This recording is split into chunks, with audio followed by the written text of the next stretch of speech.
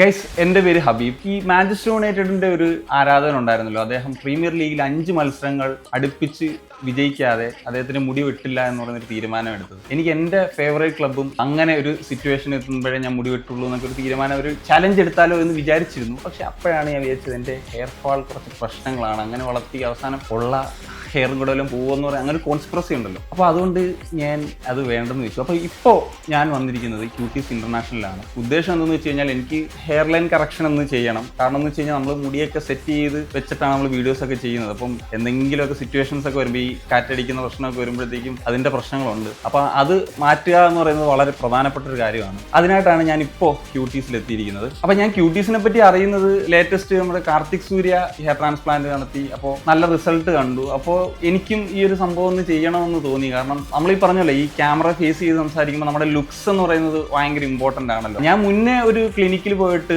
PRP treatment ഒക്കെ എടുത്തിട്ടുണ്ടായിരുന്നു. പക്ഷേ എനിക്ക് അങ്ങനെ ഒരു റിസൾട്ട് കിട്ടിയിട്ടുണ്ടായിരുന്നില്ല. അപ്പോൾ അങ്ങനെയാണ് ഞാൻ പിന്നെ വിചാരിച്ചത് എന്നാൽ ട്രാൻസ്പ്ലാന്റ് ചെയ്യാം. അങ്ങനെയാണ് ഞാനിപ്പോൾ ക്യൂട്ടീസിൽ എത്തിയത്. എന്താണെങ്കിലും ഇന്നാണ് നമ്മുടെ ഹെയർ ട്രാൻസ്പ്ലാന്റേഷൻ നടക്കാനായിട്ട് പോകുന്നത്. ഇനിയിപ്പോൾ ഇതിന്റെ പ്രൊസീജിയറും കാര്യങ്ങളൊക്കെ കഴിഞ്ഞിട്ട് കാണാം. ഒരു മെയിൽ പാറ്റേൺ സ്കിൻ കളർ ഇങ്ങനെ സ്കാൽപ്പിലേക്ക് വന്ന ഒരു ടിപ്പിക്കൽ മെയിൽ പാറ്റേൺ പോലെ ഇങ്ങനെ കയറി വരുന്നുണ്ട്.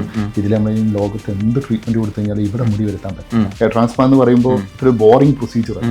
ഇതിലേക്ക് ഒരു പ്രീമിയം എന്നാലും നമുക്ക് ചെറിയൊരു ഡെക്കറേഷൻ, ചെറിയൊരു അറേഞ്ച്മെന്റ് എന്നുള്ളൊരു മെഡിക്കൽ ട്രീറ്റ്മെന്റ് പോലെ തന്നെ ആയതുകൊണ്ട് ആരും ഇതിന് ഒരുപാട് നെഗറ്റീവ് ആയിട്ടൊന്നും പറയുന്നില്ല. അതുകൊണ്ടാണ് എല്ലാവരും ഓപ്പൺ ആയിട്ട്, എല്ലാ സെലിബ്രിറ്റീസും ഓപ്പൺ ആയിട്ട് പറയാനുള്ള റീസൺ ഒരു വളരെ കോമൺ ആയിട്ടുള്ള കാര്യങ്ങളാണ്.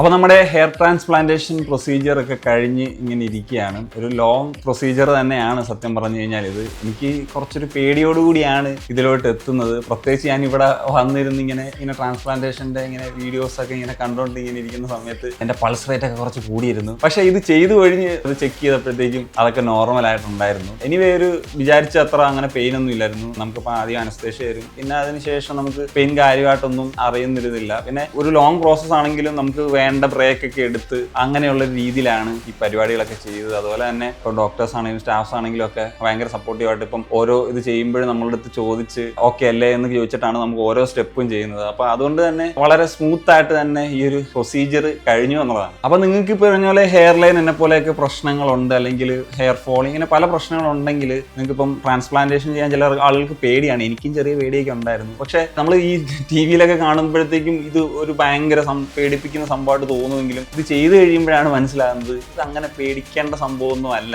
കാത്തിരിക്കുകയാണ് എങ്ങനെയാണ് ഇനി കുറച്ച് ദിവസങ്ങൾ കഴിഞ്ഞ് എൻ്റെ ഈ ഒരു ഹെയർ ട്രാൻസ്ഫോർമേഷൻ സംഭവങ്ങളൊക്കെ നടക്കാൻ പോകുന്നതെന്നുള്ളത്. ഞാൻ നേരത്തെ പറഞ്ഞല്ലോ, ഇവിടുത്തെ ഈ പറഞ്ഞ പ്രൊസീജിയർ ഭയങ്കര ലോങ് ആണെങ്കിലും ഭയങ്കര സപ്പോർട്ടീവ് ആയിട്ടാണ് ഇപ്പം ഡോക്ടേഴ്സും സ്റ്റാഫ്സും പരിപാടികളൊക്കെ ഉള്ളത്. അപ്പം നിങ്ങൾക്ക് ഇങ്ങനെ ഒരു ട്രാൻസ്പ്ലാന്റേഷൻ ഒക്കെ ചെയ്യാനായിട്ടൊരു പ്ലാൻ ഉണ്ടെങ്കിൽ ഞാൻ ഉറപ്പായിട്ടും ക്യൂട്ടീസ് റെക്കമെൻഡ് ചെയ്യും. അപ്പോൾ കുറച്ച് മാസങ്ങൾക്ക് ശേഷം ഒരു കംപ്ലീറ്റ് ട്രാൻസ്ഫോർമേഷൻ ആണ് ഞാൻ എക്സ്പെക്ട് ചെയ്യുന്നത്. അതിനുശേഷം നമ്മൾ ആദ്യം പറഞ്ഞതുപോലത്തെ ഒരു ചാലഞ്ച്, നമ്മുടെ ഫുട്ബോൾ ക്ലബ്ബുമായി ബന്ധപ്പെട്ടിട്ടുള്ള ഒരു ചലഞ്ച് നമുക്ക് ചെയ്യേണ്ടതുണ്ട്. അതിന് നമ്മുടെ ഹെയർ ഇപ്പം സ്ട്രോങ് ആയിട്ടുണ്ടെന്നാണ് ഞാൻ പ്രതീക്ഷിക്കുന്നത്. ഇനിയിപ്പം വരുന്ന ആഴ്ചകൾ, മാസങ്ങളിലൂടെ നിങ്ങൾക്കും അറിയാൻ പറ്റും എൻ്റെ ഒരു ചേഞ്ച് എത്രത്തോളം ആണെന്നുള്ളത്.